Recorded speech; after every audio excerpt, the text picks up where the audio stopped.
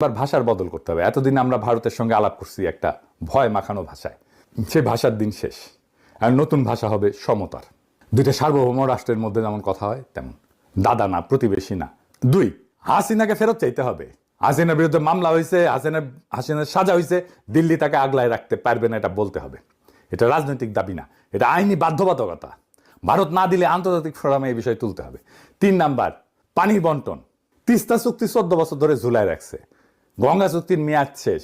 আন্তর্জাতিক নদী আইনের আশ্রয় নিতে হবে আমাদের পানির ন্যায্য হিস্যার জন্য।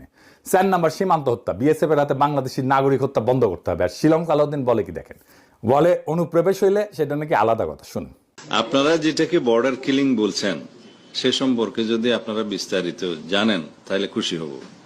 বর্ডার কিলিং হচ্ছে যদি অন্য দেশের বাহিনী কর্তৃক আমাদের সীমান্তে অথবা জিরো লাইনে এসে যদি কিলিং করে, সেটাকে আমরা বর্ডার কিলিং বলতে পারি।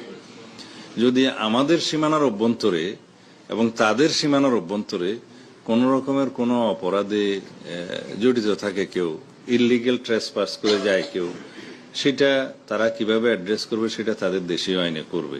এটাকে বর্ডার কিলিং বলা ঠিক হবে না। শুনিছেন, এই মাদারবোর্ডের কেউ কেন বলে না যে দুনিয়াতে সবচেয়ে বেশি অনুপ্রবেশ হয় আমেরিকাতে, দুনিয়া পশ্চিম রাষ্ট্রগুলোতে সবচেয়ে বেশি অনুপ্রবেশ হয়, ইন্ডিয়ানরাই অনুপ্রবেশ করে বেশি। তাহলে কি সীমান্তদের গুলি করে মারে নাকি মাদারবোর্ড? এরপরে এসে ইন্ডিয়ার সঙ্গে আমাদের বাণিজ্য ঘাটতি আছে, ভারতীয় পণ্যের বিকল্প খুঁজতে হবে। চীন, ইন্দোনেশিয়া, ভিয়েতনাম, তুরস্ক অনেক উৎস আছে, ট্রানজিট সুবিধা বন্ধ করতে হবে। এটা আমাদের কোনো লাভ হয় নাই। আর কি, আমাদের বহুমুখী মিত্রতায় যাইতে হবে। শুধু আমেরিকার দিকে তাকায় থেকে ইউনুস সরকার যে ভুল করছে সেটা পুনরাবৃত্তি করা যাবে না। জাপান, চীন, তুরস্ক, রাশিয়া, সৌদি আরব, ইন্দোনেশিয়া, মালয়েশিয়া সবার সঙ্গে শক্ত সম্পর্ক করতে হবে। কেউ একা চাপ দিলে অন্য জায়গা থেকে সাপোর্ট আসবে।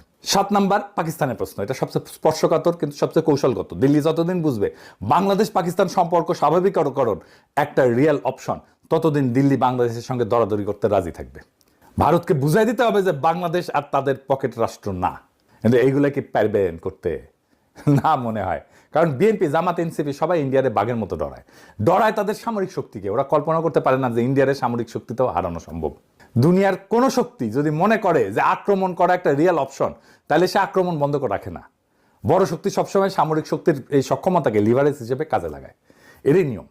কিন্তু ইরান শিখাইছে আমেরিকা, ইসরায়েলের মতো দুই পরাশক্তিকে, বৃহৎ পরাশক্তিকে ঘোল খাওয়ায় দেওয়া যায়। ভূ রাজনীতি একটা গেম।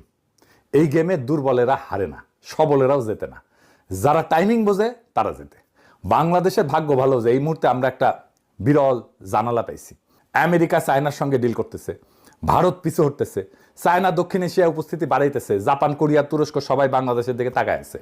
এই জানলা চিরকাল খোলা থাকবে না। 2-3 বছরের মধ্যে